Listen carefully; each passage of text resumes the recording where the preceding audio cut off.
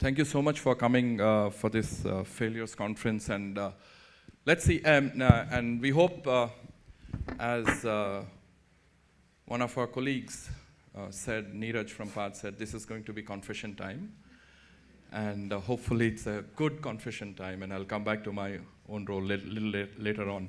But Rohini, you have been a champion for us for the whole concept of philanthropy, the whole concept of being transparent. Could you kick off this conference? Thank you. Namaskara ellarigu. It's really great to be here again. This is the SELCO Foundation, Harish, Rachita, Hura. Thank you for failing to fail. You have failed at making this conference a failure. It's really quite a success, and this concept of this conference has got internationally recognized, and we need to continue this journey. So you want me to do my spiel now? I thought Carol was going first.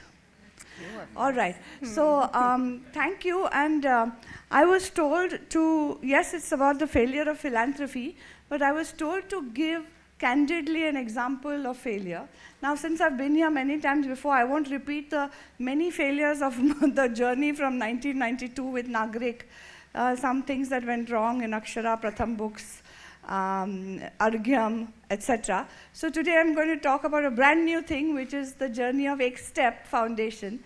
In some sense, X-Step Foundation was born out of two failures. I mean, everything is not a failure, but there are aspects of everything which could be a failure. One was the failure to complete my journey in Akshara Foundation to create significant impact in early education. And the second was the failure of Nandan's election campaign, after which we all had to say, now what shall we all do? So in 2014, we got together to say, let's work on education, which is really a large-scale problem. And so the whole team, the parts of the Aadhaar team, parts of the election team, we all got together and set up X-Step Foundation with the goal to impact at least 200 million children within 5 years. Now the team was very happy to recombine with a big purpose again, because both the Aadhaar campaign and the election campaign really took a lot of coordination and talent. Very happy to come back with a big purpose. And I must say, a lot of the team's basic core competences were in technology, and they had just tasted success with the Aadhaar mission, right? Such a large-scale project using technology and many other things. So I think at the outset, because we had so much tech talent in the team, we thought it's going to be solved with technology. We knew everything else was also needed. There were a lot of us who had experience in education, but definitely we thought that we could, and it's not necessarily a bad thing, as you will see later in the story, that we could use technology in a way that it had not been deployed before in the learning sector for young children. And so off we went. We spent a really large amount of money consulting the best in the field in the whole world. And we began to wonder whether what Indian children really needed was a very personalized learning journey, because at the systemic level, a lot of things were failing the children. And so we spent a lot of time trying to understand what would happen if we could get access for young children to personalized learning. So we got the best in the world to create games and all sorts of things, which mainly made a big hole in our pockets, but didn't really reach too many children.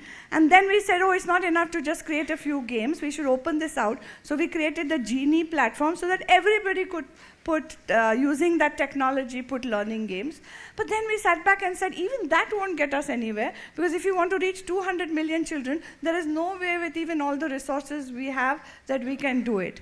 So then we said we have to pivot. See, failure is going to happen, but if you stay on your journey because you're comfortable in it, without really deep listening from outside, then that is even more of a failure than the programmatic failure you have. So we kept on pivoting, but we didn't, even the pivots were not enough. And we realized that there was an element of hubris in our thing, because we said, if we can't do it through technology, who can, right? We'd had so much success before.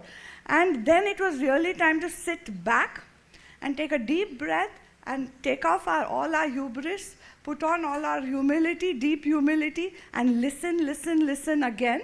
And then we came up, just before the pandemic actually, in 2018, we worked very closely with the union government and started to build out for the government the national teacher platform called Diksha.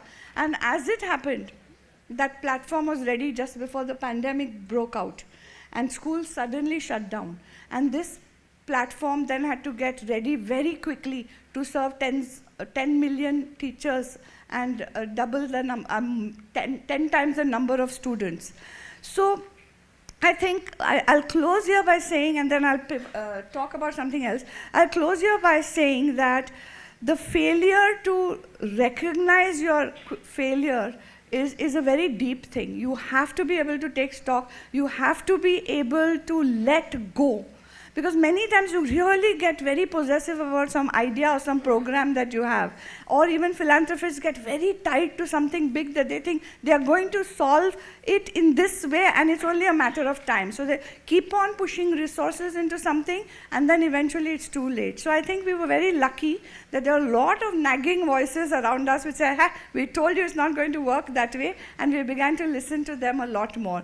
I think the team pivoted marvelously, and even though, yes, we began to be technology-enabled and not technology-led. And there is a huge difference in that. And because we were technology-enabled and mission-led, we came back and said our mission is 200 million children. Technology can enable that mission, but the mission is first and the technology takes the back seat. That's how we were able to create a dynamic platform for the government like Diksha. And it had billions, not millions, billions of transactions per month during the height of the pandemic. And even today, now it is being, and the way we did it was, we created an open source digital software called Sunbird, and many people are using Sunbird now in various other sectors as well. So we quickly learned, don't push one solution down any pipeline, distribute the ability to solve. And I think that one idea that we cemented allowed Xstep to now become successful, but we never forget how we failed. And I would say this is, in some sense, before I close, it is a kind of similar to the failure of philanthropy everywhere. We get attached to certain ideas and missions that are mostly our own and don't necessarily belong to the people in whose name we do philanthropy. And I think it's very important to step back and look at that periodically with deep humility and a very open mind. The other failure, I would say, of philanthropy, and I don't know, Carol, if you'll agree with me when you speak, is that I think, at least from India's perspective, our philanthropists are simply not bold enough. We are not taking on the challenges that are staring us in the face. And the way we do our philanthropy also needs to change. Just a couple of days ago, I heard once again in a wearying manner just how many hoops people are made to go through to get a little bit of amount of money at the end of it by philanthropists who are not really themselves engaging in the process by which their philanthropic partners are selected. And it's really a call to everybody to make your processes much simpler. Junior people coming in and asking very senior civil society experts all kinds of humiliating questions in order to get a few $100s. I don't think that's right. That is definitely a failure. But more importantly, can we step up as philanthropists? God knows there is a lot of money sloshing around in this country, all dressed up as philanthropy with nowhere to go, because we are not willing to let it go far beyond our gates. And this is meant not to point fingers, because if I point a finger, I'm always going to be pointing 3 back at myself. So this is not a blame game, but it is a call to action that this is the human decade that we need to become bold. And if philanthropy doesn't do it, who will? Thank you very much.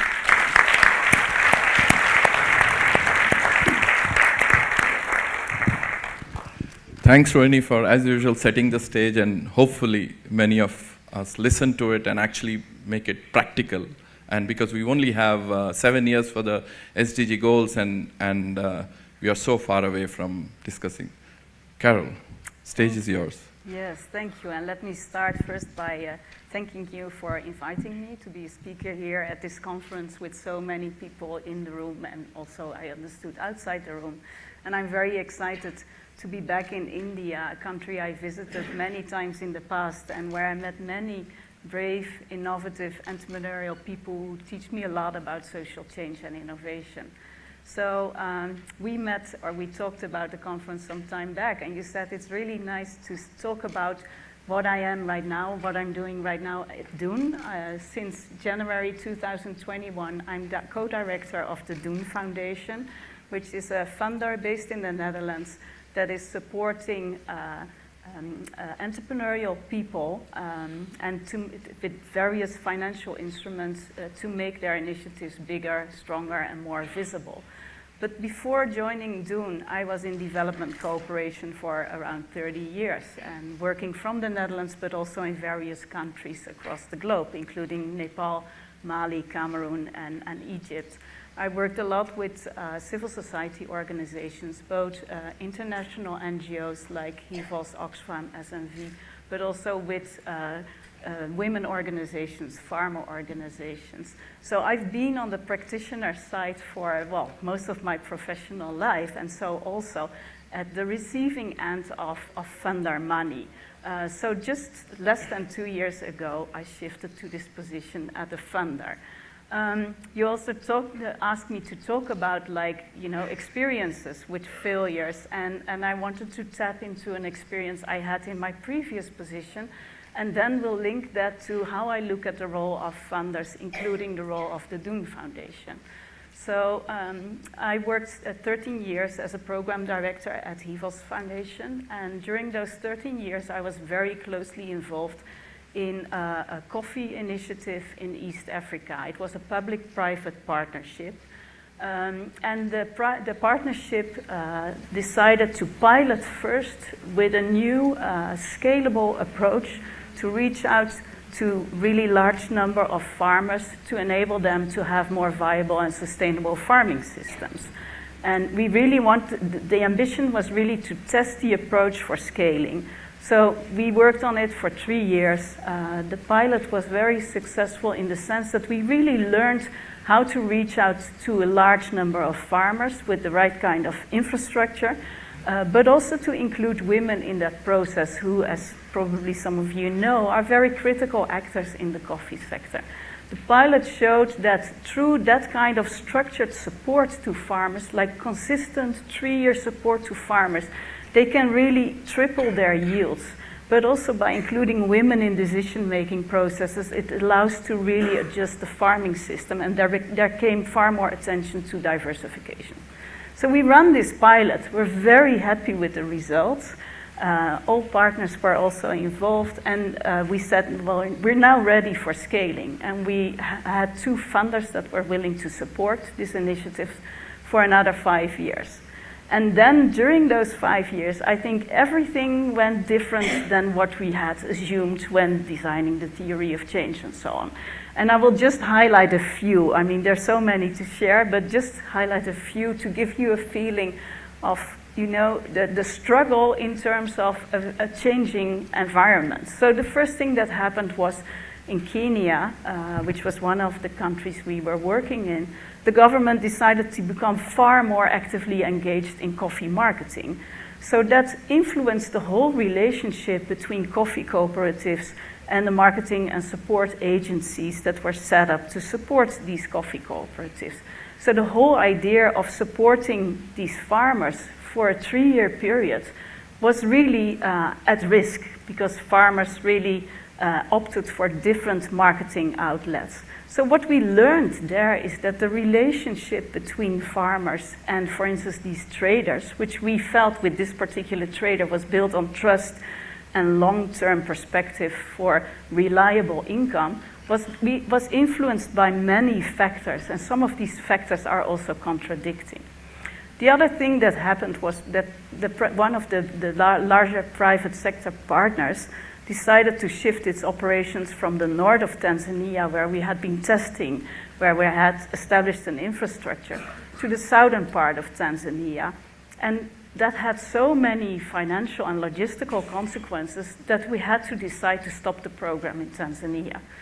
The next thing that happened was that this global coffee trader merged with another one, which led to serious staff changes, including the main sustainable person in the organization to leave, but also a shift in business operations. So all this told us really a lot about the dynamics in the coffee sector, the competition and how that plays out in programs like the one we were having with this coffee trader. The last one, and that's a more positive one, was really like we had brought women really at the decision-making level, at farm level. And what we saw was that because of that, there was a huge focus on diversification at the coffee farm. In one particular region, women were really pushing for including bananas into the coffee farm. And that became such a success that one of the members of this coffee trader was saying there's too much gender, too many bananas in this program and too little coffee. So it's what was putting the coffee business at stake. So looking at this case, the question is really, how do we qualify success and failure? What does it mean? I mean, because it's very multidimensional.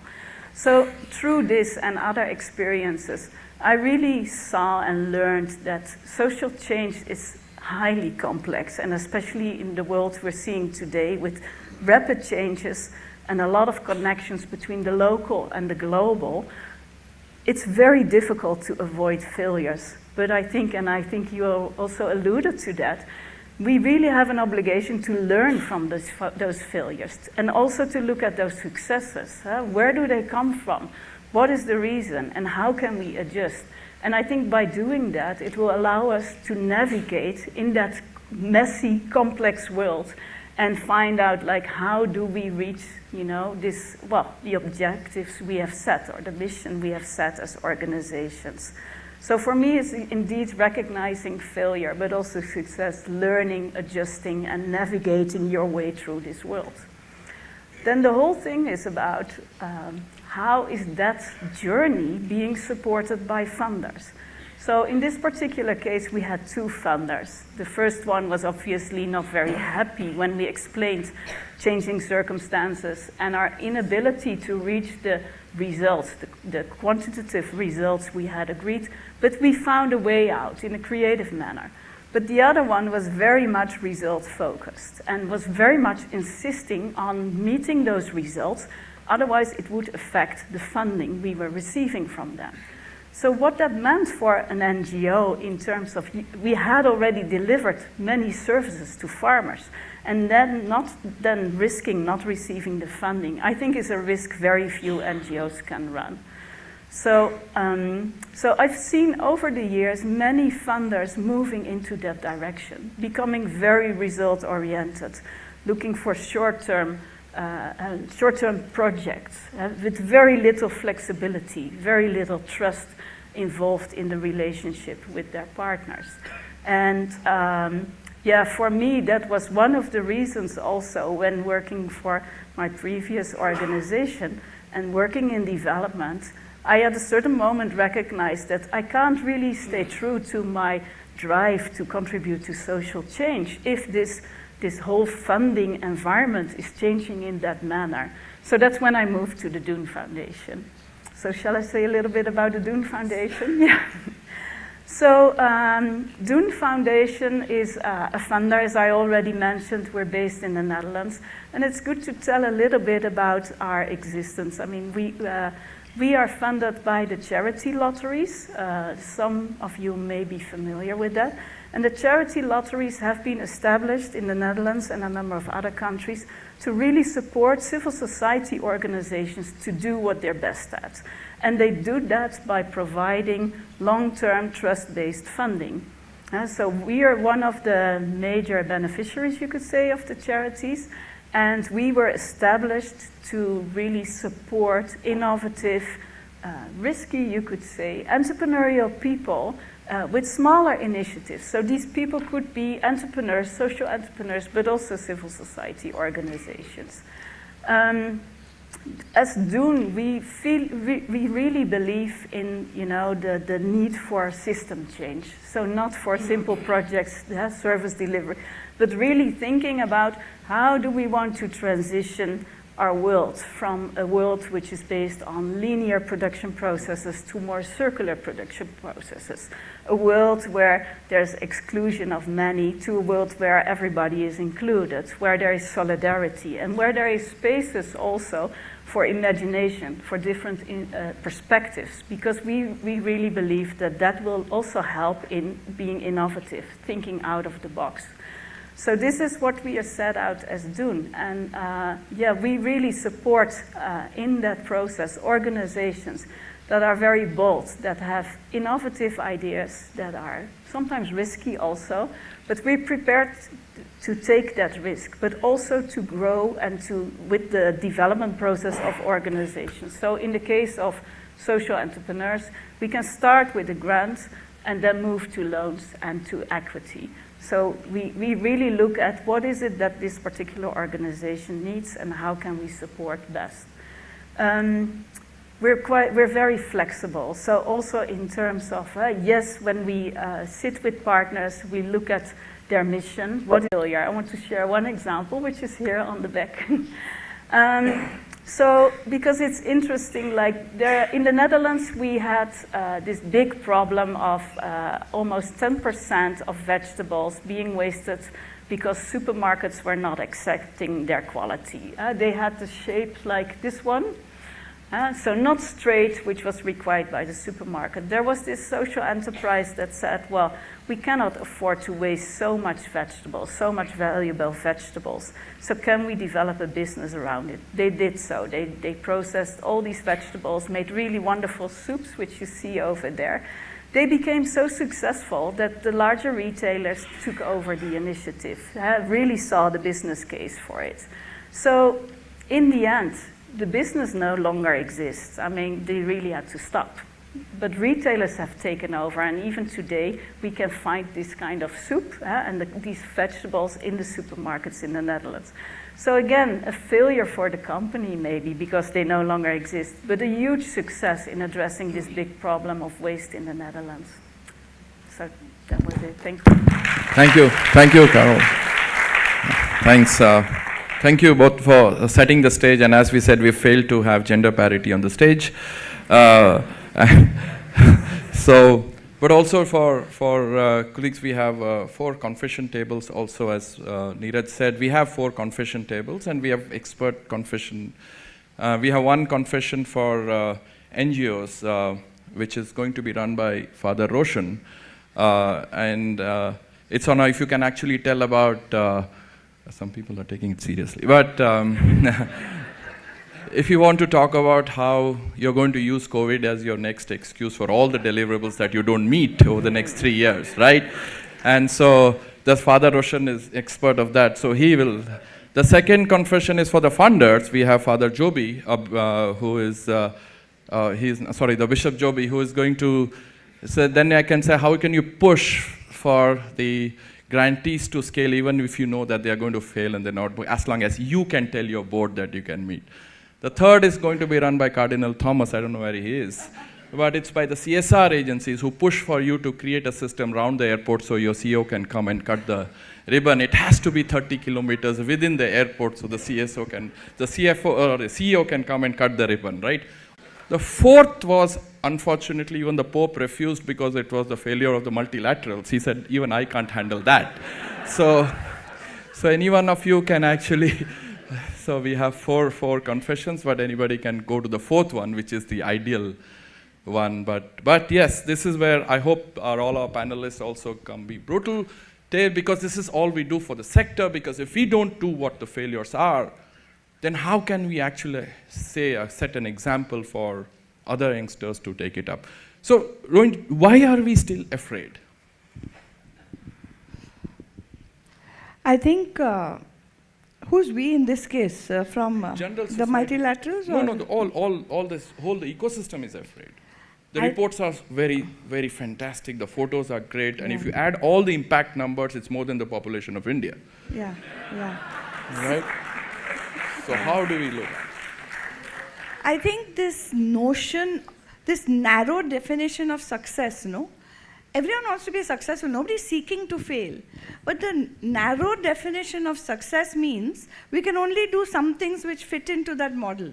And we are afraid to do something outside that, because then we'll not be able to fit into that model of success. So I think one of the things coming out of a conference like this, and it's not just one conference, it'll take time, is how can we redefine the notions of success so that even failure doesn't look like it looks today. And we know that success may take time, it may take a lot of pivots, but if we can just expand the notion of what it means to succeed, I think people will be less afraid. Right now we are just afraid to try new things because we want to fit into one model. And of course there are many other reasons to be afraid, which is if we do different, from the civil society perspective, your donors may not match what you, or from the donors' perspective, they're afraid of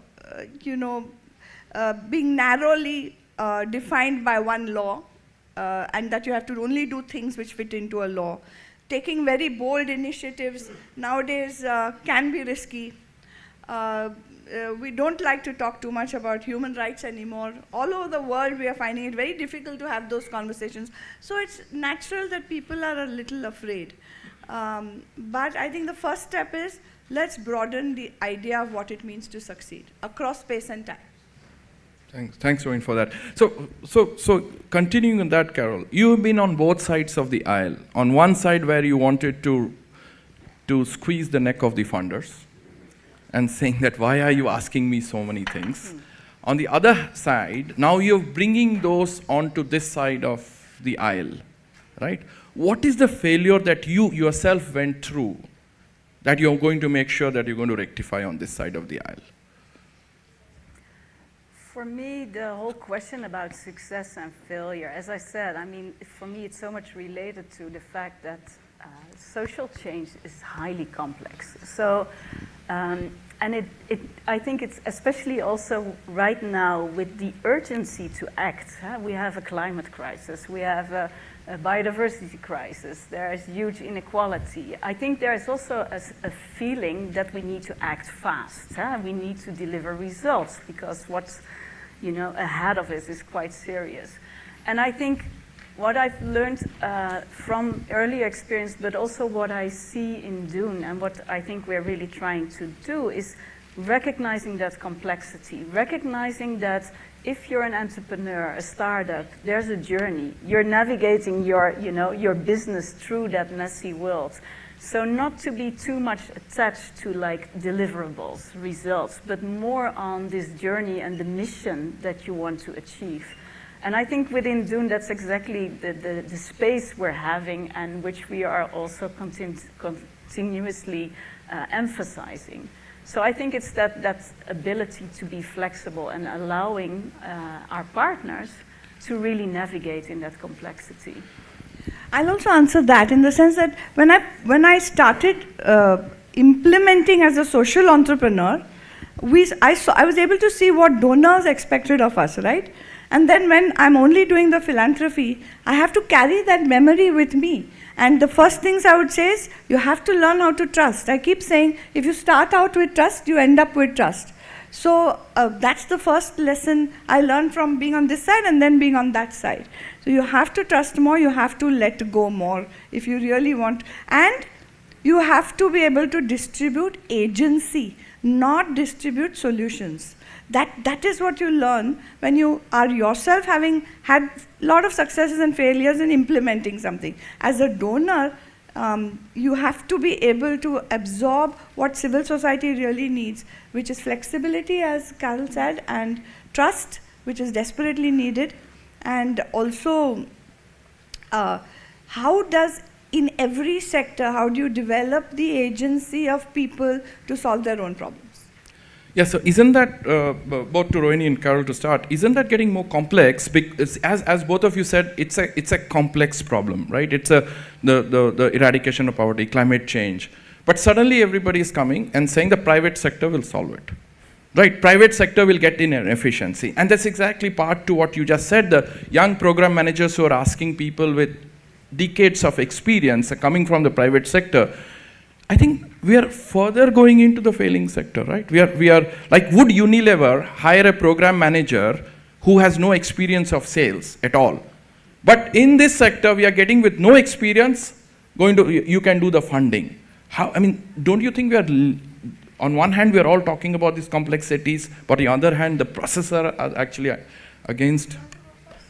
Yes, very interesting question. Are we relying too much on private sector? I think for me, this whole social change is about civil society, private sector, and government. So you need all of them. So it's not just private sector. Let me start by saying that.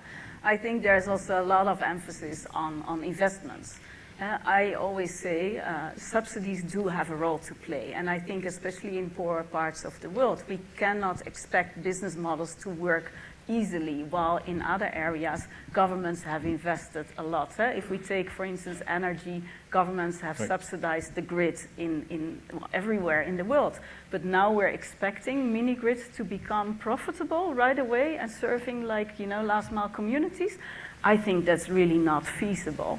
So, I think, this, again, it's like, I think it really requires deep knowledge, to work on social change. So having young staff in organization, I think it's possible because they're bringing a lot of fresh ideas and sometimes also different backgrounds. But I think you need to combine it also with very experienced people who have also that track record really in the field, internationally and so on.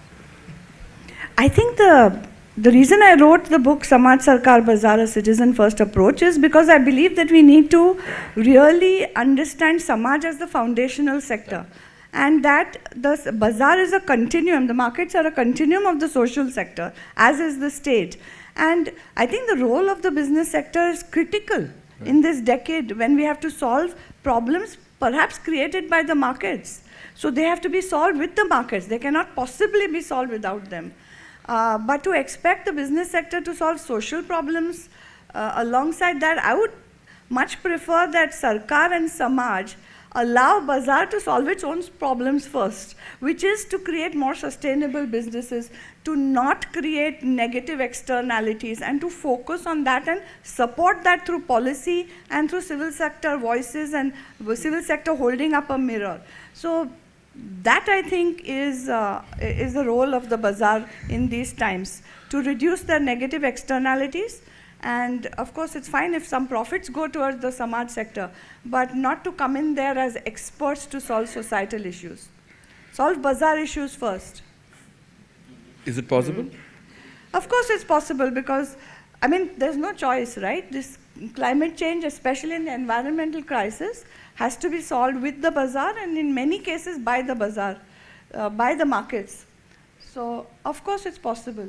And hope is an absolutely necessary thing in today's time. Too late for pessimism. Yeah, no, thanks. And I think maybe to add on that, I think there are many social enterprises showing that it's possible. And I think, there's so many examples. I went to the field with some of the colleagues to look at social startups with a very strong impact-driven mission. I think it's feasible. So I think what these examples are showing, also to larger private sector players, it is possible to run a profitable business and have societal impact. And I think if we start from looking from there, and what does it take to have these kind of businesses and to be as an inspiration also for a larger private sector, I think that will already go a long way in solving some of the societal problems we see today. Yeah, Harish, you know that the idea is already out there. You can't put it back in the tube. Right. Business will have to be environmentally sustainable. And in the energy sector, look at what's happening. I just heard that we love to create villains out of the big guys, right? Amazon, Microsoft, everybody. But apparently Amazon, 75% of its supply chain is driven by renewable energy. They are these companies are putting billions of dollars into researching better packaging. That's only one part of everything. But so many things happening. Look at the cost of energy today. The cost of renewable energy is going down every day, and fossil fuel energy is going to be unviable at some point in time. So I think directionally, we are moving in the right way. It's going to take time, but Adam Warburg, you know Adam, Right. he told me, because I said as a grandmother, I keep worrying about my grandchild's future, what are we leaving behind, blah, blah, blah, doom and gloom. But he said, no, think about it. He believes that when he thinks by 2050, 60, that actually carbon will not be the biggest topic on the table. There'll be other issues, but not carbon. He says your grandson, when he's 60 years old, is going to have much less carbon in the atmosphere than we have today. And doesn't mean we can all go home and go to sleep now. We all have to work to make that reality happen and keep pushing the pedal. But I think we also shouldn't be so trapped in the idea that 30 years is all failure, failure, failure, not to see the green shoots that are sprouting. No, thank you for that. So I'll see, for example, this is to start with Carol and then with Rohini. So because in present way, both of you are on this side of the aisle of philanthropy, where on the other side, it's like people think it's a beauty contest of writing proposals, my proposal versus that proposal, this proposal, right? It's all about a beauty contest, rather, who wins, right? Rather than saying that we're all for the common goal of solving poverty. So there's a friend of mine who went in high school. He went to high school and went home and showed his marks in mathematics, and he got 90, and father, just like an Asian parent, gave him one slap and said, boss, you added 0. You got 9 and you added 0 to your report card. So don't lie that you got 90, right? Then he's still frustrated with father till date. He said, how come my father misjudged me? I actually added the 9, right? So the question is, our civil society always comes up with, okay, we have not reached the direct numbers of 100 families. Can we do indirect of 6,000 families? And how do we calculate this number? So I see a lot of the civil society people running after these impact numbers because we have told the funder, if you have not reached indirect, we'll reach an indirect. Who will monitor the indirect, right? It's not possible. Why have we got into this mess? And how do we clear it? Because that's one of the fundamental issues where the NGOs will not come on for, because my funder will tell me not to tell those numbers, right? I'm just coming to the process level that you spoke about, Rohini, is that how do we change the process from the funders also to be more flexible in your thought process, and which is becoming worse on a daily basis. And that's why you don't see a collaboration. You have a CII of industries, but you really don't have collaborations of the NGOs because you all fight for the same pot of money. Yeah. What is your take on it? Well, I very much recognize what you're saying. I think in 1 year, in my previous position, in 1 year, we lost 5 tenders, becoming second. And in a tender, there's only one winner. So becoming second is like the worst. You can better be like, the last in 4 tenders and then win 1. And then being second, which shows there's quality, good ideas, but there's just one organization or one coalition being stronger. So I've becoming very frustrated about this whole idea of tenders, that there is just one winner. I think, again, looking at the fact that this is a complex world, we don't have the solutions right at hand. We need to navigate, experiment, learn. I think you need multiple options. So that's what I really like about DOEN Foundation. We're very open. So everybody can submit proposals. We're out there as networking. People can approach us. So it's not a matter of competition. I think that's very important. I think the competition is really killing the civil society sector, at least. So we need to get away with that competition. I think these open processes that really allow organizations individually or as coalitions to come up with ideas, to really have the possibility to exchange also, so that you can together work out like what is it exactly that we want to achieve, is a very interesting approach, I would say, and I would really recommend many others to follow suit. So before Rohini you answer, do you think your jokes got funnier when you shifted from being a grantee to a funder? My what? Did your jokes get funnier? People started to laugh more once you became a funder because they needed to please you?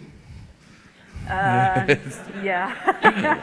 No, I think that's partly true. Partly true, Yeah. right? I think in front of the funders, the jokes of the funders get funnier, but behind the funders' back, the jokes get funnier about the funders. That much I know. No, I would say from the funders' perspective, I would say three things. One is funders really need to internalize that efficiency and equity can be orthogonal. You can be on some efficiency track, but equity is not improving. And to really deeply understand that means you will have to redesign your metrics, okay? Right. Second, perhaps instead of, first of all, metrics are important. I have come to realize that, you know. I wish it weren't the case and everybody could do whatever they felt like, but yes, you do need to understand what's happening, but those metrics have to be always co-created and they always have to be flexible. That's very simple. But the third thing I think philanthropists need to look more at, and certainly we are trying to do that, is, see, I have many portfolios. Say in the environment and ecology portfolio, can the mission scale even when the organization doesn't scale? So if every organization doesn't have to have the metrics of scale and impact, but the mission, which means the whole portfolio needs to have some broad parameters by which we can assess, are we on the right track? Are we absolutely missing the tree for the forest or the other way around? So I think that is an interesting way. Then the onus of creating the larger metrics is with the philanthropy and not with each organization. So these are the three things I can think of to change this crisis. Okay. And by the way, you know, really civil society for its own survival needs to collaborate with its partners and create its own groups, membership-based groups, so that they can advocate for their causes, whatever that might be, more strongly than ever before. It is the need of the hour. Thanks, Rohini, for doing that. And thanks both of you brought this. And last question before I turn to the audience question is, do you think, to both of you, you have to be successful of a certain category actually to talk about failures? Do you have to reach to certain level before which people that you have the confidence to talk about, say, failures? And then you mean as a donor, as a funder, or anybody, or right? As a donor, like only if you succeed, then you have the confidence of talking about failures. I have to think about it. I don't think you need to have that, but maybe you want to go first. No, who will listen to me if all I have done is fail? It's about it's up to the listeners. You know, right. Listeners are not going to say, oh, I failed, I'm hapless, hopeless, helpless. Please listen to me. I don't think you people will listen. Right. You want to listen to how I came out of that haplessness and hopelessness, right? So while we are in the moments of failure, we want empathy. We don't need an audience with a mic and a podium, right? You need empathy, you need support. I think to be able to talk about it has to come from some kind of hindsight. Right. Do you agree with that, yeah, Carol? Very Absolutely. Much. Yeah. Thank you. Thank you, Carol. So I have this so-called new technology, whatever they have told me to see the questions. Sorry, I'm failing in this, but talking about... These are questions from the audience? Audience, yes. Okay. So that it's the saying that if you give the mic, people will take the whole time. No, so but Harish, you're a strong moderator, yeah? You're being technology-led and not technology-enabled. Let people talk, yeah? Sure. If they talk too long, take away the mic. Absolutely. Thank you so much, Rohini. So I'm closing this. So...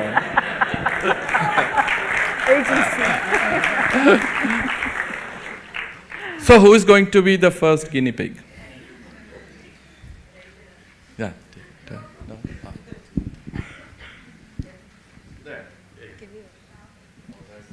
I think you can start. It's not such a large. I bet you've had your breakfast. You can talk loudly. Can I start? Yeah. I think all the points you both have made are extremely important. But as we look at, I'm associated with 3 or 4 civil society organizations.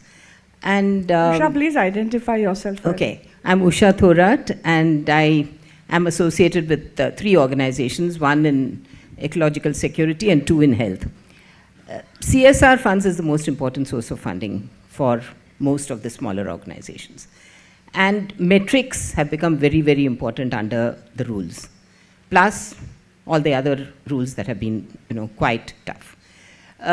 In many areas, metrics are not exactly easily measurable, and that too not within a very short period of time.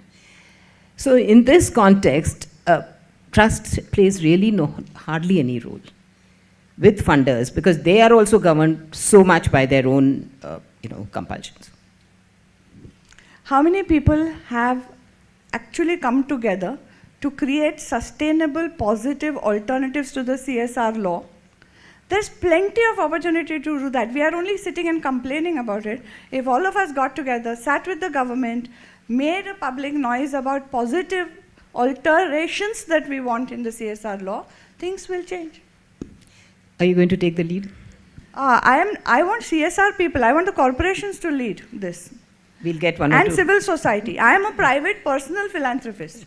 The CSR law doesn't affect me as much as it does a lot of the people in this room. Get together, advocate.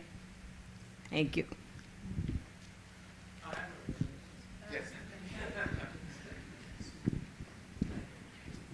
So I'm Chaitanya from Sustainability, and we work in energy and rural integration. What I find very interesting is that it's great to have big foundations out here and people with a big experience talking about the challenges. But what is seen on what I have personally experienced on the ground is when we are approaching there are a lot of post CSR laws. There are a lot of these companies who have the fund. And for example, Bombay, the most clueless zone. There is no one out there to bridge the gap to say, actually, this is the requirement. Apart from ODF or water, now water is the main thing. So apart from those 5 things, the government decides, okay, we'll fund it here. So what we find very interesting is that they're clueless about even that bit. And then they take a very safe bet. Okay, I'll just put up a sanitary pad machine out in the station. End the story. Oh, the safest bet is I'll just put it in the PMO fund.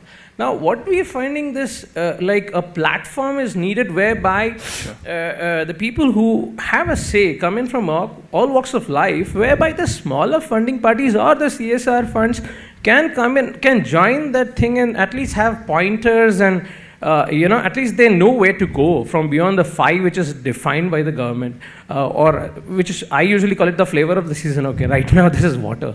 Okay. So that is something strongly needed, and how that can be bridged. Can there be through something more like this or what? So, Thank you, sir. Thank you. Sorry, it's a domestic. I know. No, but I'm continuing the same point. All of us need to get together and provide alternatives. I would also say CSR is, what is 25,000 crores? Nothing. I think civil society needs to find new ways to make bridges to private donors, small and large.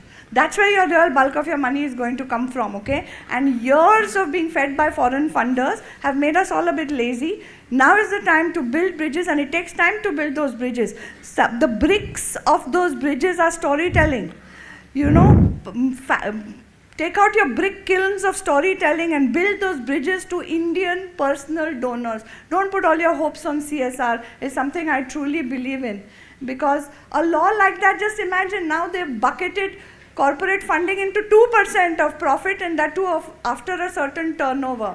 Is there anything stopping a company from giving more than 2% of its profits? Absolutely not. They can do that. So now it's conveniently bucketed into only 2%, okay? And that too with so many restrictions. What is stopping those people from doing more? I think we have to build more bridges of trust, friendship, and information. And stories are the bricks of those bridges. Thank you, Rohini. And I tend to Ms. Usha Thora. People who don't know, she was the former deputy governor of RBI. And when SELCO had first applied in '94, when India opened up and the FIPB, so when I went to her chamber there, I said I wanted to meet Deputy Governor Thorat. They said, which one, Mr. or Mrs.? Both of them were on the same floor at that point of time. But she gave us FIPB permission, breaking the hoops. So if there is will, like champions like her in different positions, we can actually move. So other people who want to share personal failure, that your question, or you want to have a personal failure question to both Carol and Rohini would be great to have. Please. Yes.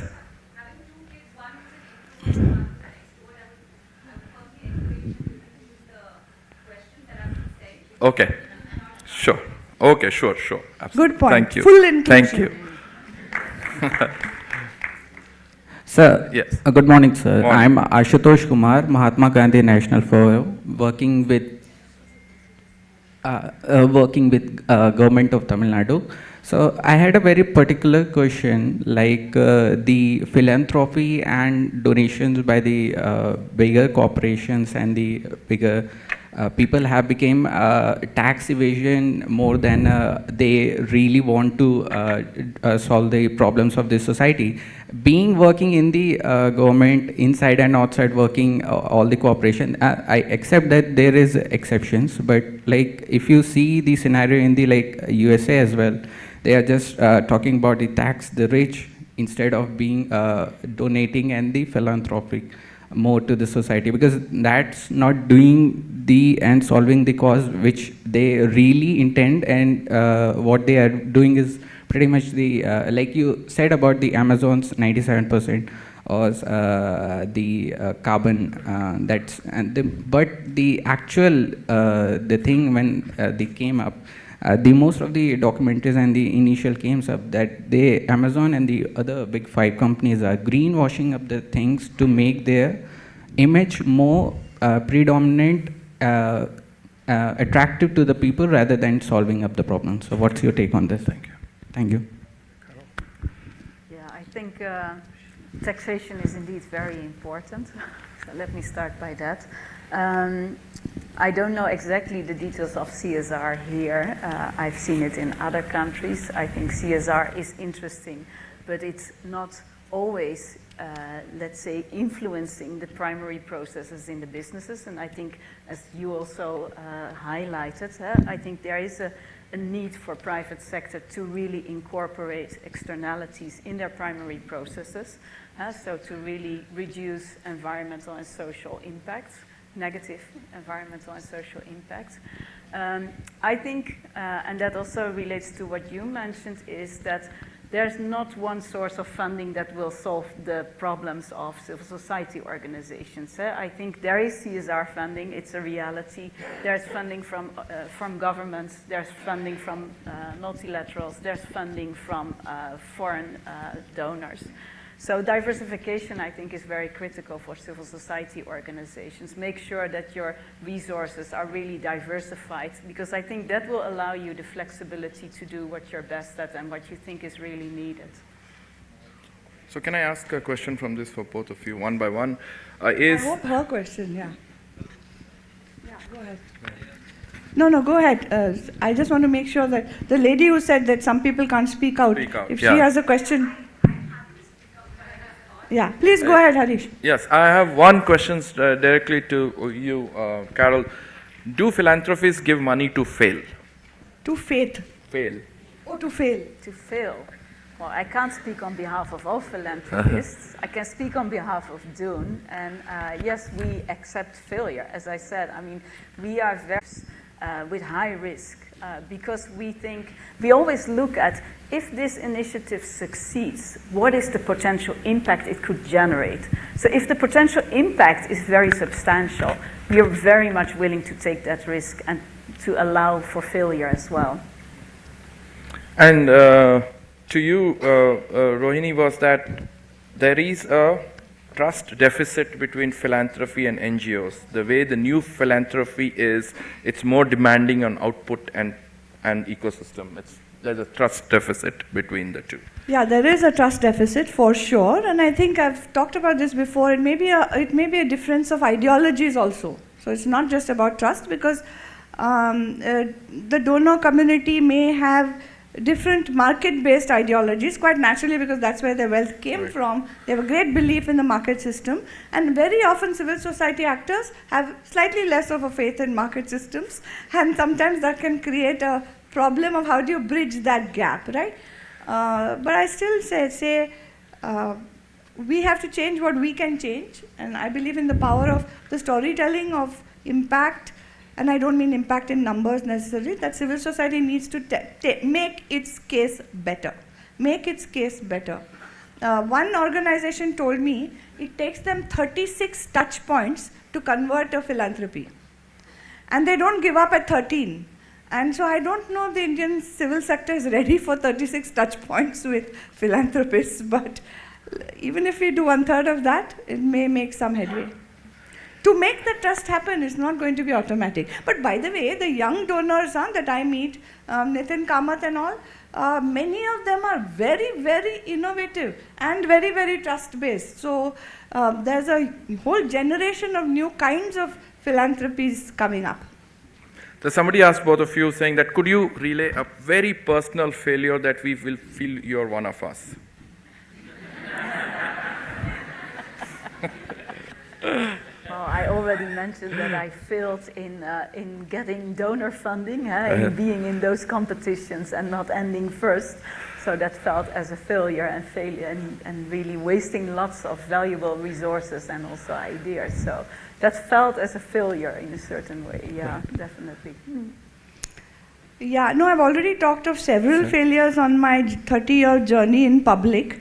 But yeah, I mean, many times, as a person whose wealth means I have huge responsibility to give forward, I often feel like a failure because however much we do, we can't make the change we want. It's very hard. And it's not just our burden, but you do feel it. You feel it here in your heart. Because things don't change as much as you want them to. So there's a deep sense of inadequacy many times, yeah. Yeah, thanks. And to you, I mean, one of the questions was, and I'll reframe that a bit, is that many a time people say that you need to now get money from somewhere else because we have funded you enough.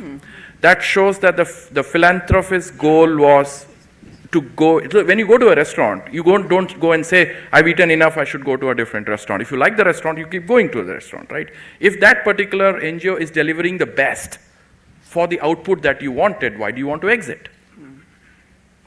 Yeah, very good question, yeah.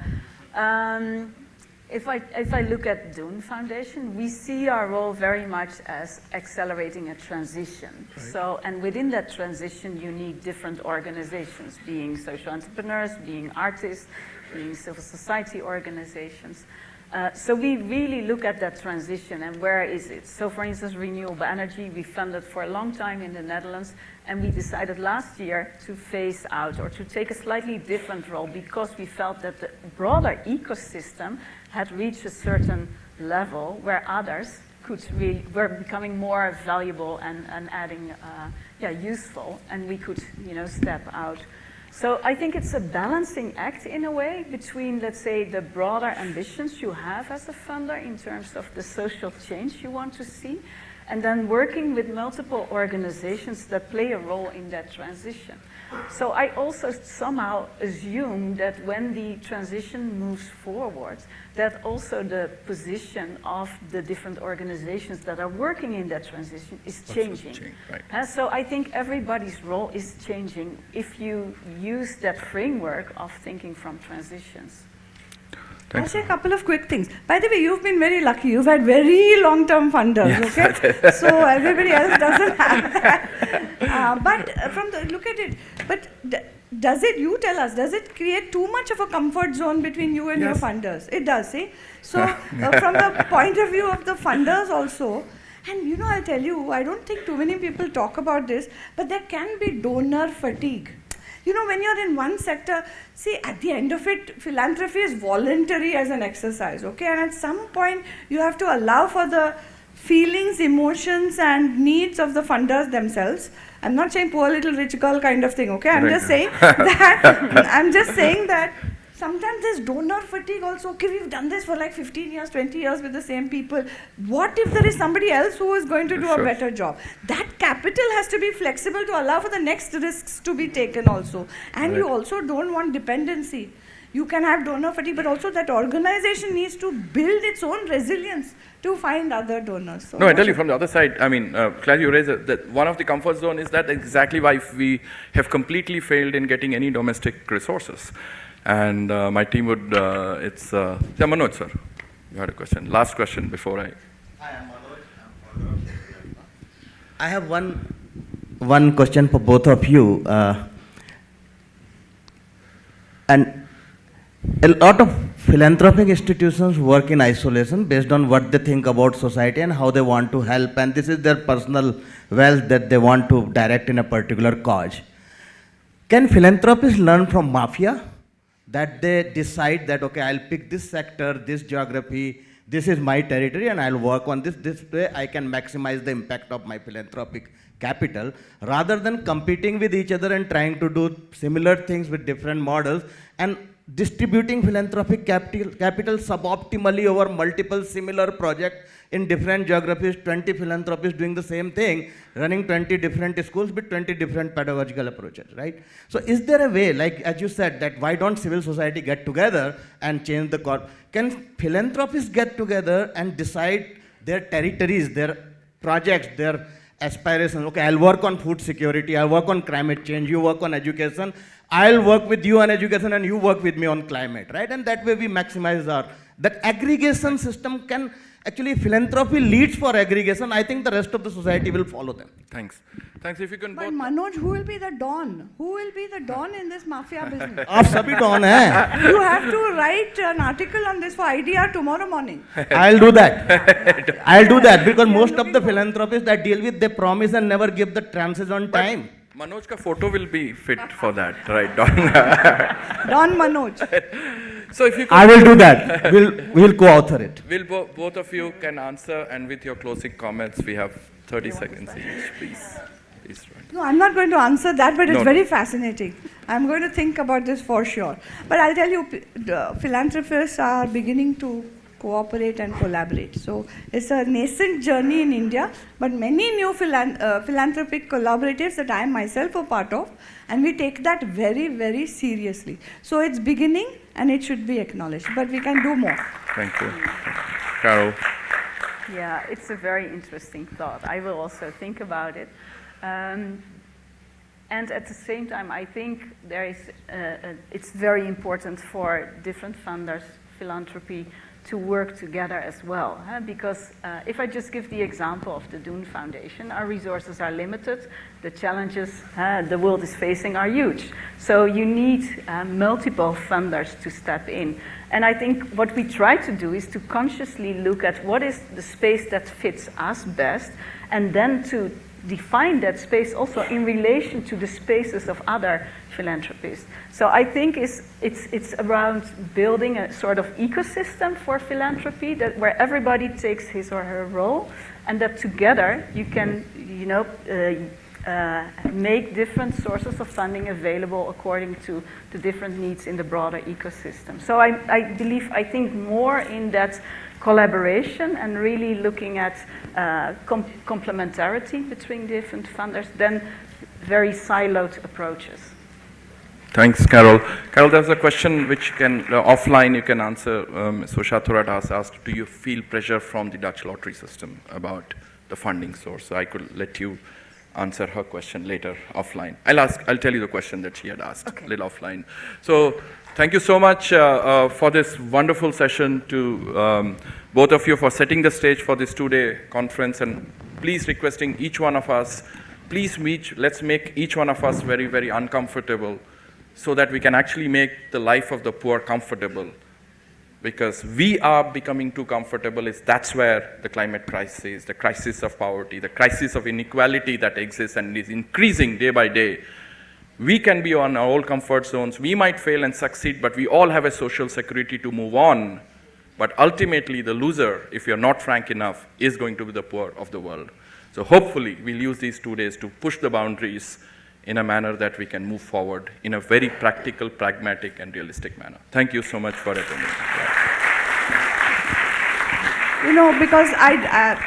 Because I don't know if other people will remember to say it, but really thank you to SELCO Foundation for having us all here. 3 cheers. Yes.